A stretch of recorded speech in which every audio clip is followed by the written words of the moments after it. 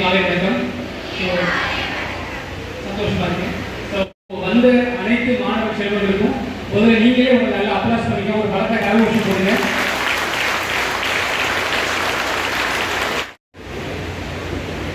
மாணவர்களை மிக சிறப்பாக அழைத்து வந்திருக்கக்கூடிய அவர்களுடைய